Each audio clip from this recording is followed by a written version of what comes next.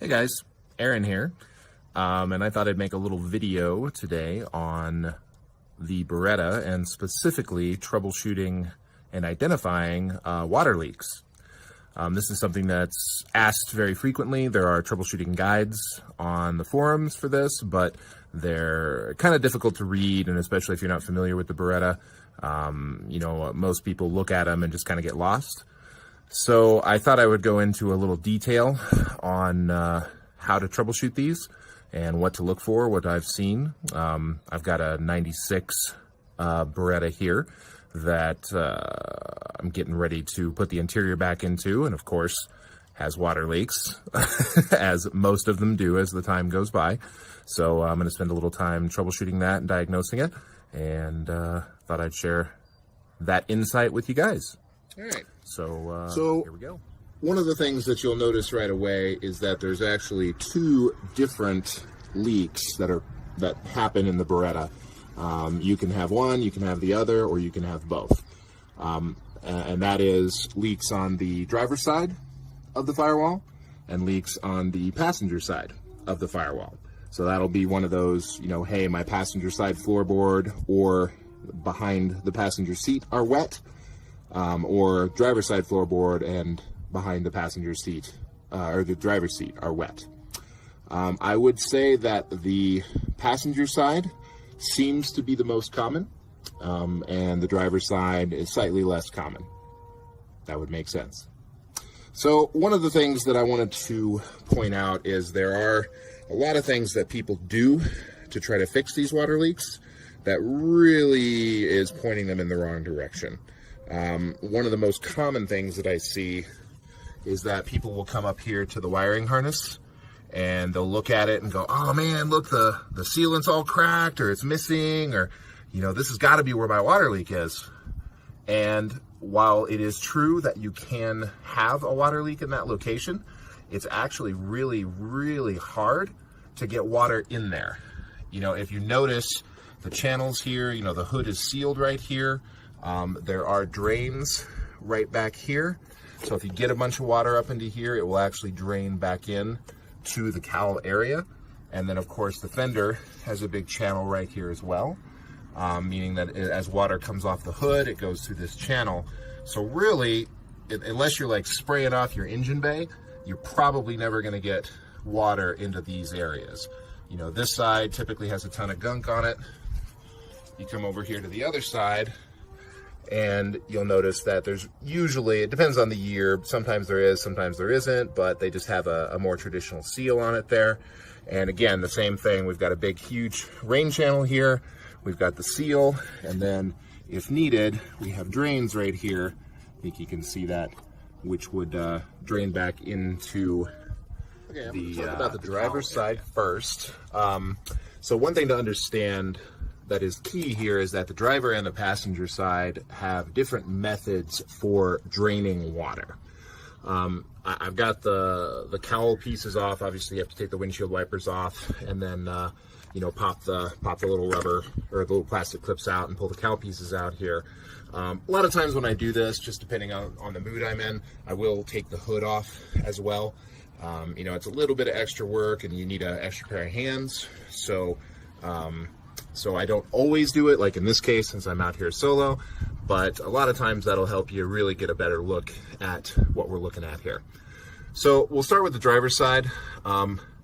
As you can see, the driver's side cowl piece has huge holes in it. So it's got these vents in it here that allow, obviously, water just to come right through. What people oftentimes do is they will come up to the driver's side and they'll open this cowl up here and they'll be like, oh man, this has got to be where my water leak is because this is coming into the driver's side. And this particular cowl piece here up top, as far as I'm aware, there is no direct drain path into the interior from there. I've never seen the top cowl area leak. I've never seen water coming from this area. I don't believe it's even in the troubleshooting guide because the way it's designed, it just does not flow directly down into where it can leak into the interior. It's just sealed off differently. So what we've got in here is there's actually a door. And it might be kind of hard to see here. Let me see if I can get my camera down on here, but it's right here, and it's a little rubber flap. Let me move around here. The other side. I'll kind of zoom in a little bit on it. Yeah, there you go. So you can see this. So there's a little rubber flap right there that is designed as the drain channel. So what happens is that water comes in the driver's side. It flows into the cowl here, which is normal, and then water will come out this little door, which is right here behind the windshield wiper motor. Now, normally, pretty much every single time that I have done this, where you will find your leaks is actually going to be below this door on the firewall. There are several seams, and again, they're kind of difficult to see, but there are several seams there right by the pedals or near the pedals, or actually right behind the washer motor here, which I'm gonna take off, or it's actually the windshield wiper motor, not the washer fluid motor. But I'm gonna take that off here in a minute so I can get a better look. But 9 times out of 10 on the driver's side, that is where your leaks are going to be. Got the wiper motor out of the way. As you can see, it makes it a whole lot easier to see the little door down here. First thing, I'm not sure if you guys can see it, but typically right underneath that door is usually where I find the most issues. Again, it's kind of hard to see right here, but there's actually a crack in the seam sealer right there. I don't know if you can see it. It's right. See it, so there. So there's cracks here. There's actually a split right here. There's a split right underneath here as well. And I don't have somebody to help me right now, but typically the way you diagnose this and determine where it is you kind of start at the top with water. So get a hose, and then you just kind of flood, these targeted areas here, and until you find out where the water is coming in. There's also some cracking along this seam here that typically doesn't matter, as water normally doesn't get up that way, but that is normally where you're going to see your leakage from. I see people, just putting tubes of silicone up in this area, and it just doesn't help, and they get frustrated, but that's normally where your leaks are going to be. Failing that, if you follow this seam further down, let me see if I can focus, get some light down in there. A little difficult to do here. But this seam actually runs all the way down right behind the steering rack there. It's difficult to focus all the way down there, but you guys can kind of see it there if you just kind of follow this down here. There could potentially be leaks anywhere along this seam, but that is normally where you will find leaks. So now that I've showed you a little bit about the driver's side, I'm going to talk about the passenger side. So the passenger side works completely differently. If you'll notice on the passenger side, there are no holes in the cowl except for over on the right-hand side. And while there is a drain, same as the passenger or as the driver's side, there's a little drain hiding down here. It's actually underneath the HVAC box. You're not really going to be able to see it from here. But what we find here when we take this guy off is that we have a direct view to the HVAC box. So this is the box that controls indoor or outdoor air, and also where the blower motor gets its air from. Let me move around here, and you can see that the blower motor sits basically right there. So any water that gets inside there is actually going to just drain right into the passenger compartment, right through the blower motor. If this little guy here is not airtight, watertight. It's designed to be kind of an airtight thing, and even then it's not super airtight. So this thing is not at all designed to keep water out. So so you ask, well, all right, Aaron, what's to keep water from going in there? Well, you've got your sweet pieces here, and they've got some sealant on them that, as you can tell, is super worn, super squished. It's missing in a bunch of spots. It's not even tacky anymore. But really does very little to actually seal these things. Pretty much any time these cars get older, this is actually the top side here, so there's a bunch missing off of that. But as the cars get older, these panels here tend to warp. They don't sit straight. Anytime the windshield is replaced, you never see windshield guys resealing these. So it's pretty much inevitable that yours is going to become unsealed pretty quickly. And when that happens, water is just going to run right off the windshield and right directly down into that HVAC box. So you're pretty much going to get water there all the time. Now, on the older cars, the 88 through 91 cars, this is actually a lot less common. You don't typically see very many passenger leaks. And why is that, you ask? Because the Berettas are all the same. Well, in the earlier models, they had this handy plate that actually sits above that box and is sealed itself. So even if the windshield cowl comes unsealed, you're not going to have water that's pouring directly onto your HVAC box. Right? Makes a lot of sense.